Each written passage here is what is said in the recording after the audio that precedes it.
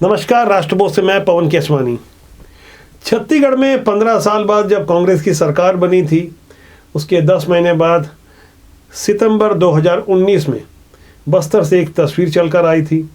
वहां के सीनियर विधायक और मौजूदा समय में सरकार के जिम्मेदार मंत्री कवासी लखमा बच्चों को समझा रहे थे नेता बनने के लिए क्या करना चाहिए। वो नसीहत दे रहे थे, इसके लिए एसपी या कलेक्टर का कॉलर पकड़ना चाहिए। जिस वक्त वो ये बातें कह रहे थे, उस वक्त इसकी खूब चर्चा हुई थी। लगता है उनकी उस नसीहत का असर 3.5 साल बाद अब जाकर हुआ है। सरगुजा के आदिवासी विधायक बृहस्पति सिंह पर लगता है इसका खासा असर हुआ है। उन्होंने एक बैंक कर्मी को 4 झापड़ मारे और झापड़ मारने के बाद मंच से वो कुछ कह रहे थे। उन्होंने जो बातें कही, जिस तरह से गाली वाले अंदाज में जो बातें कही, उसे आपको गौर करना चाहिए। जिम्मेदार विधायक जिन्हें जनता ने 32,000 से ज़्यादा वोटों से चुनकर रामानुजगंज से भेजा है, 2 बार के विधायक हैं। यूं तो कवासी लखमा भी 5 बार के विधायक रहे। ऐसे सीनियर विधायक जब इस तरह की बातें करते हैं तो हमें सोचने को मजबूर होना पड़ता है कि क्या यही आदर्श उदाहरण है। आप इन दोनों जिम्मेदार आदिवासी विधायकों की बातों को गौर करें और समझने की कोशिश करें, आखिर इससे जनता को क्या संदेश निकल कर आ रहा है। वो कमर जाति का लड़का पूछा।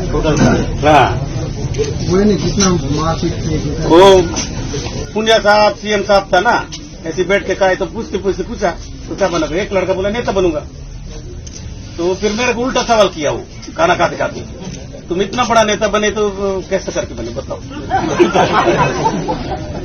मैं तुमको मेरे को क्या करना पड़ेगा बोलता है वो। मैं बोला कलेक्टर को या एसपी को कलर पकड़ो, तब नेता भी होते हैं।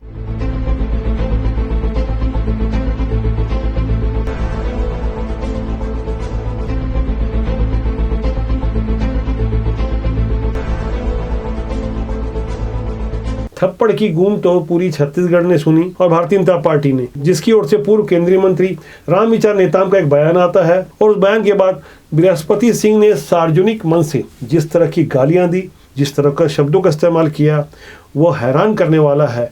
अब जो नई तस्वीर आई है, इस पर भी आप गौर करें। उसके बाद मैं नेताओं की कुछ और बड़ी बातों की तरफ ले चलूंगा। फिलहाल आप नेताजी के इस भाषण को सुनिए। आपको लगेगा कि आप ओटीटी प्लेटफॉर्म पर मिर्जापुर जैसी कोई फिल्म देख रहे हैं। ये रामविचार नेताम लगातार बैंक वाले से मिलके चोरी का पैसा में हिस्सा लेता है। हार के न फार के करवार के हो। पुराना कहावत बा ना कि हर के न फार के करवार के। मारा भी थप्पड़ बैंक वाला के चोरवन के रामविचार। नेताओं की इस तरह की भाषा को देखने समझने के बाद लगता है कि चुनाव वाकई नजदीक आ गए हैं। यहाँ में हम महसूस कर रहे हैं कि वाकई मौसम बदल रहा है, चुनाव का मौसम आ रहा है। पुराने वादे याद दिलाए जा रहे हैं और कोशिश की जा रही है कि जनता के कितने करीब रहा जाए, उनके साथ कैसे हम कदम बनाया जाए। भले ही झापड़ों से प्रबुद्ध वर्ग इत्तेफाक न रखता हो, समाज का एक वर्ग ऐसी भाषा को खूब पसंद करता है। सोशल मीडिया में बृहस्पति सिंह के झापड़ों के बाद गालियों को भी खूब पसंद किया जा रहा है। छत्तीसगढ़ में साल के अंत में चुनाव है और चुनाव के पहले सीएम भूपेश बघेल की लगातार भेंट मुलाकात का कार्यक्रम चल रहा है। दुर्ग की गंज मंडी से ऐसी एक तस्वीर सामने आई जहां एक युवक ने सीएम से पूछ लिया कि शराबबंदी का क्या होगा। तब सीएम भूपेश बघेल ने याद दिलाया कि पैसों से ज्यादा जान प्यारी है। सीएम भूपेश बघेल ने जिस भी संदर्भ में बातें कही होगी, भाजपा की ओर से भी फौरन प्रतिक्रिया आ गई। इस वाक्यों को भी आपको गौर करना चाहिए, जिसका सीधा सरोकार है आपसे। यही कांग्रेस के अध्यक्ष थे जब इन्होंने अपने जन घोषणा पत्र में लिखा कि हमारी सरकार आ जाएगी तो हम शराबबंदी करेंगे। तब लोगों से पूछा था क्या? तब क्या उनको ये परिस्थितियां नहीं मालूम थी? खाली शराब से वैध और अवैध कमाई करने के लिए, अपने जेब भरने के लिए आज लोगों के साथ में विश्वासघात कर रहे हैं। शराब में बंद है, लेकिन सब जगह चला नहीं छोड़ी तो फिर बंद कैसे करूंगी? मर गई वो अच्छा है। एक दिन मानो गुड़ाखू कर रहे थे, एक दिन शराब पिया थे, आज गुड़ाखू कर रहे थे, आज शराब पिया था, कल हो सकते छोड़ दे। और लेकिन कोई जहरीला शराब पी तो मर गए थे, वापस नहीं आए। चुनाव का मौसम है, वार पलटवार, आरोप प्रत्यारोप से कहीं अलग जनता जो फिलहाल शांत है, समझने की कोशिश कर रही है कि आने वाले समय में अपने मताधिकार का प्रयोग हम कैसे करें, किनको करें। छत्तीसगढ़ में इन दिनों जाति का समीकरणों को साधने की कोशिश हो रही है। कांग्रेस और भाजपा दोनों ही दलों की ओर से काफी प्रयास किए जा रहे हैं। खुद को जमीन से जुड़ा हुआ बताने की नेता कोई कोर कसर नहीं छोड़ रहे हैं। छत्तीसगढ़ में इन दिनों आरक्षण को लेकर रार छिड़ी हुई है। पक्ष और विपक्ष की ओर से समझाने की कोशिश हो रही है कि आरक्षण का हिमायती कौन है और आरक्षण का विरोधी कौन है। जनता भी बखूबी समझ रही है। जातिगत समीकरणों को साधने की कवायद में राज्य सरकार की ओर से तमाम तरह की छुट्टियां घोषित की गई है और विभिन्न वर्गों को निगम मंडल आयोगों में पर्याप्त जगह दी गई है। इन सब बातों को समझते हुए भारतीय जनता पार्टी ने अपने केंद्रीय नेताओं को छत्तीसगढ़ बुलाना शुरू कर दिया है। वहां जब यह समझाने की कोशिश हो रही है कि केंद्र सरकार की योजनाओं का ठीक ढंग से पालन नहीं हो पा रहा है, ऐसे में सीएम भूपेश बघेल जो लगातार हमलावर मूड में नजर आ रहे हैं, उन्होंने बताने की कोशिश की कि राज्य सरकार की ओर से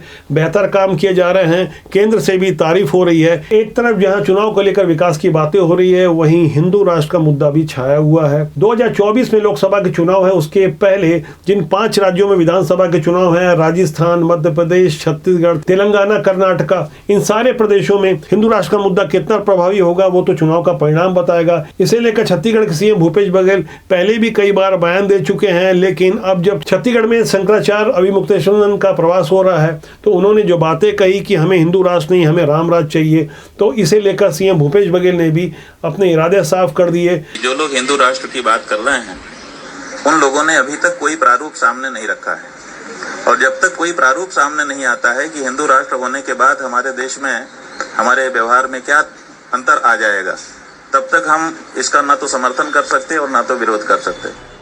जब देश के गृह मंत्री जी एक इंटरव्यू में कह रहे हैं कि देश है वो अंबेडकर साहब के बनाए संविधान के अनुसार चलेगा,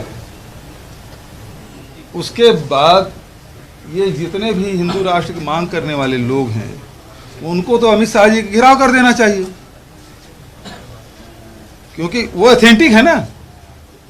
क्योंकि हिंदू राष्ट्र को छत्तीसगढ़ से लागू नहीं होगा या किसी और राज्य से लागू नहीं होगा, ये तो पूरे देश में लागू हो। देश के गृह मंत्री जी बयान दिए हैं तो उसके खिलाफ एक शब्द नहीं बोले हैं।